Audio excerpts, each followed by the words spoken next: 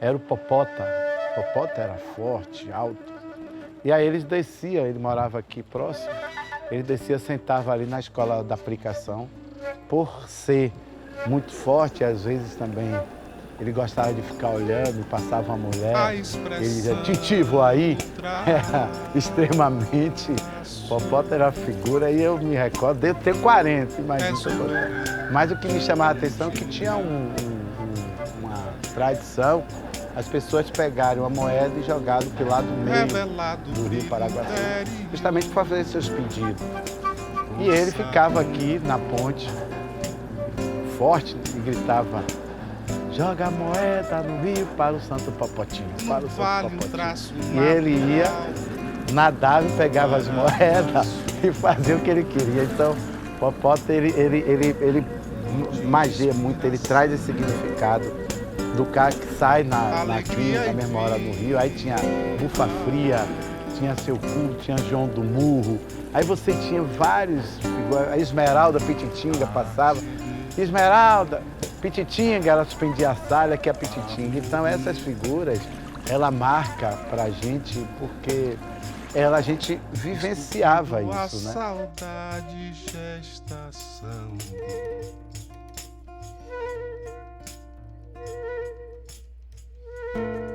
Quando a gente via os nomes dessas lendas, a gente tinha muito medo, pô, nadar do rio 5 horas e não ter medo da mão cabeluda, ou do nego d'água, ou do boi d'água, ou então, meia-noite, andar aí perto da linha do trem e não ver o bolo de carne que sai do vereador, o homem da capa preta, não era, o trem fantasma, que foi um acidente. Então, quando a gente ouvia falar, vai pro rio, cuidar a mão cabeluda, aí você dizia, saravá, lá ele, cruz credo. Aí você entra em uma linha do terreiro e você entra também uma linha de secretismo religioso, né? Cruz credo, então a cruz, entendeu? Então você tinha uma relação natural no linguajar. Então eu vivi isso, né? Eu acho que isso me permite, de até os dias de hoje, eu tenho um respeito por determinados contos em Cachoeira, né? O significado de ruas de Cachoeira. Então tudo Cachoeira, ela tem o seu significado. E tem essa energia, o recôncavo de Cachoeira, é uma energia tão forte que se você ficar descansando o tempo todo, você é forçado a fazer alguma coisa. O recôncavo é muito forte. Fonte de inspiração, alegria e vida.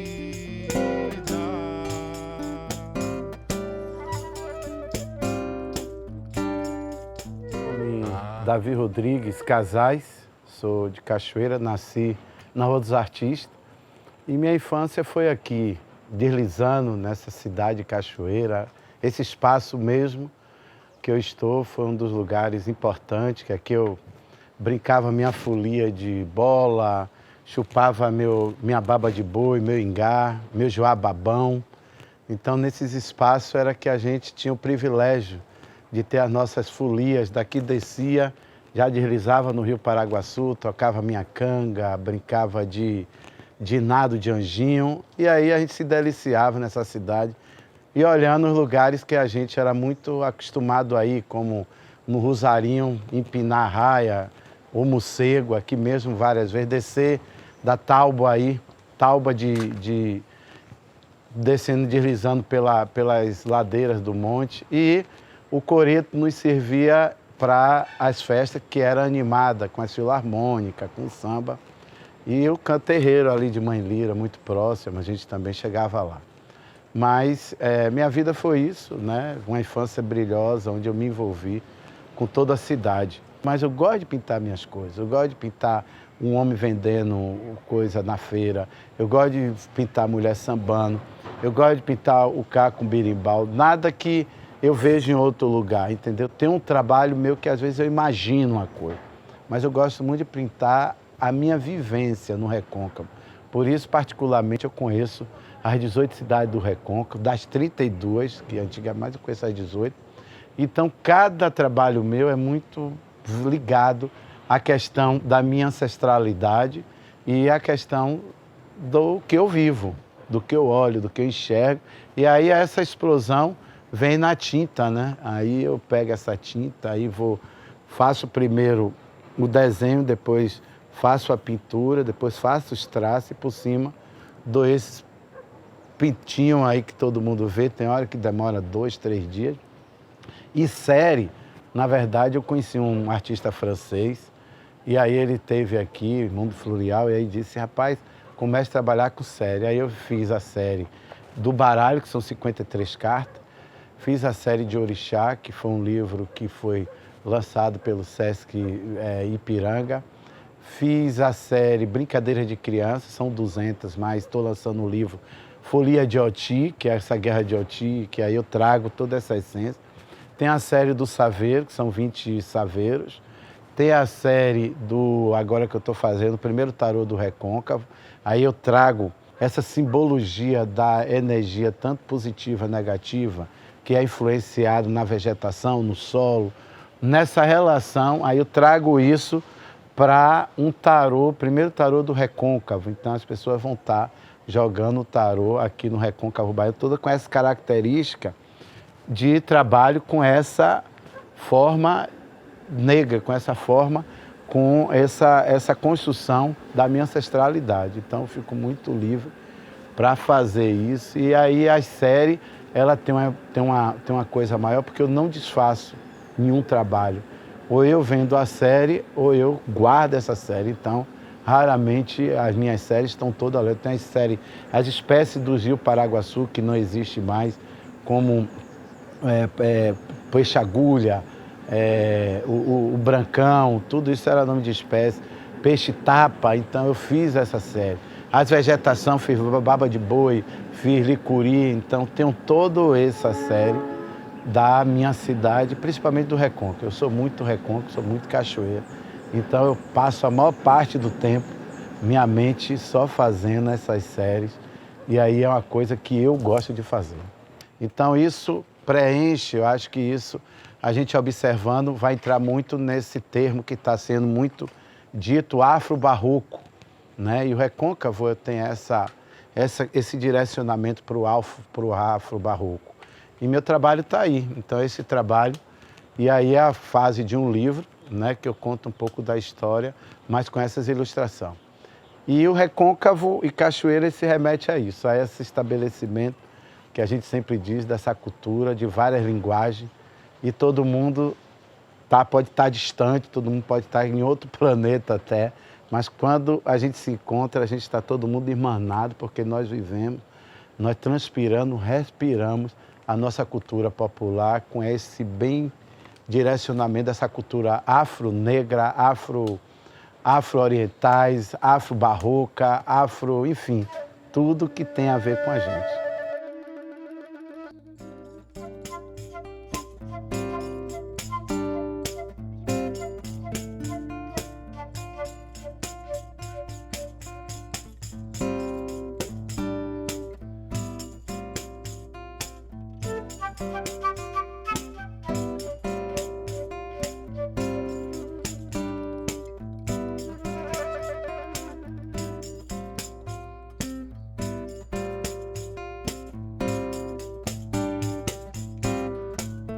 Eu, na verdade, eu sempre tive algumas ocupações que me permitem eu ter vários contatos. Eu sou condutor guia, né? Sou um dos primeiros de Cachoeira no curso da Baiatussa, na época.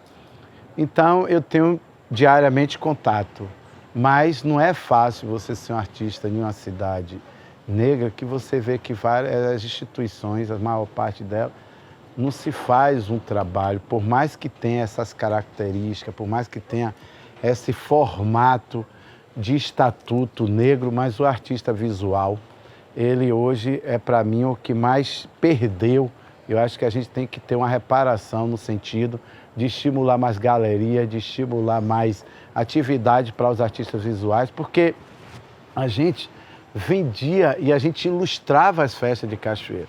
E às vezes eu fico me perguntando, festa de tal, aí o cara pega um desenho da internet e bota, sabendo que é uma cidade cheia de artistas, que pode fazer os desenhos do São João, pode fazer das queimas de Judas, pode fazer dos festivais, e aí a gente fica muito assim, desprotegido para essa demanda. Você tinha, né, vários salões bienais. Então, ser artista aqui é um desafio, é um grande desafio, porque é uma cidade que você não tem vários estímulos para as artes visuais. Você tem mais para as artes de atividade de cântico, de atividade de dança, eu digo muito pouco, mas de artes visuais você não tem galeria, né? Há poucas que tem, você não consegue também montar suas exposições, porque você não tem patrocinadores.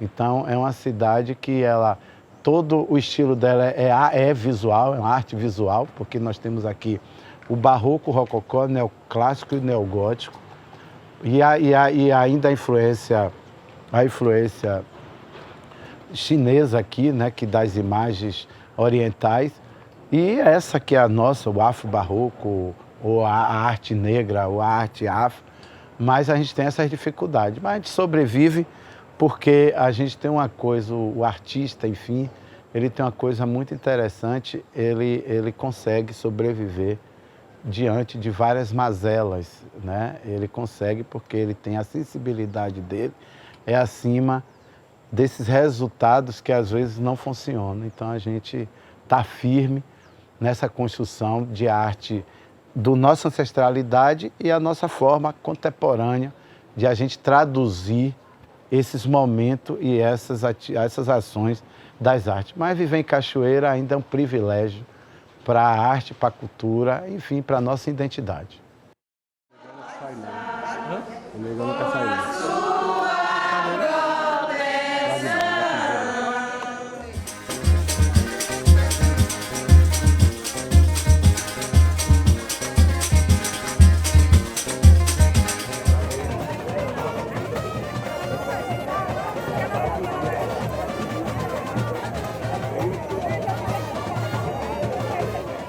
Essa minha compreensão foi um fator importante, primeiro da formação com a família. Minha família, minha tia, minha bisavó, Dona Antônia, sempre tiveram esse laço com a cultura popular, com a sua vida construída nessas razões. E aí, o que é que me amadureceu? Eu, menino, eu comecei a escrever as coisas. Então, por exemplo, as lendas, os mitos, os contos. E isso me deixou hoje com mais de 365 lendas, mitos e contos. Isso eu estou ilustrando, que é um livro, né? Então, eu ainda estou terminando, que não é brincadeira, que é muita coisa.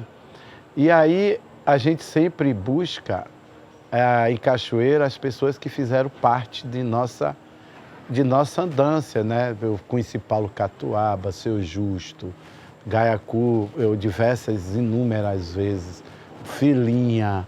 Então eu tive uma vivência, Mário Guzmão, tive a honra de conhecer, enfim, várias pessoas ligadas não só a essa relação do candomblé como um secretismo religioso, mas também as grandes vendedoras de doce, como Dona Dinorá, Dona Maltilde. Essas pessoas eram importantes porque ela nos educava até na forma de a gente pegar lá uma poeta, um bolinho, pegar ali um aponã, a bolinha de ginipapo. Então, a pipoca que vendia na porta, o geladinho, né? O geladinho ainda que era em vela, feito em vela. Então, essas vivências, eu botei tudo na minha arte. Então, eu tenho tudo isso já pintado para um dia botar a minha memória, porque eu acho que isso é importante. Nessa vivência que eu tive, comer a paçoca e de o cavaco que não se vê mais. E aí a gente andava, o tempo todo era vivendo, era correndo, era se escondendo de todas as brincadeiras, entendeu? Vendo as lendas, os quintais, que eram maravilhosamente, é o lugar sagrado, porque quando a gente estava de castigo, a gente era para os quintais, e nos quintais estava plantado ali o pé de aroeira branca, que servia e serve para uma planta de proteção. Então eu digo que a gente, diante de toda essa construção contemporânea, de toda essa construção moderna e de toda essa desfiguração que o mundo tenta fazer, mas a gente é forte em dizer que a gente vai continuar permanecendo na nossa construção, da nossa ancestralidade e dando condição que a geração vindoura ela tenha esse conhecimento da nossa vida, da nossa estar aqui e, ao mesmo tempo, das nossas alegrias. Então, a gente se torna alegre porque a gente tira do nosso convívio e transfere para outro convívio. Então, esse é o significado maior. E aí é o significado de griot, de mestre, ter esse significado. E nós estamos precisando muito de a gente estar mais unido na arte, nesses estabelecimentos, para a gente assegurar essa movimentação de desconstrução que o mundo está colocando para todos nós. Então, um axé, um abraço e estamos juntos.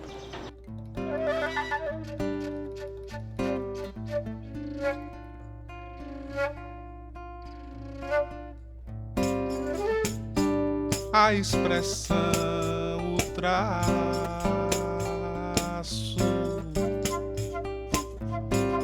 exuberante, pontilhada,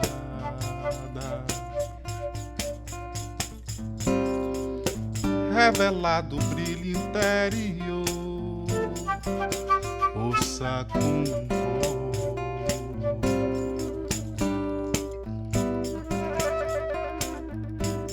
No vale um traço natural, o Paraguaçu, fonte de inspiração, alegria e vida,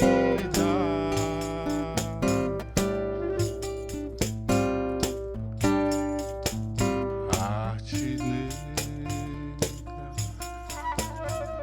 amor negro.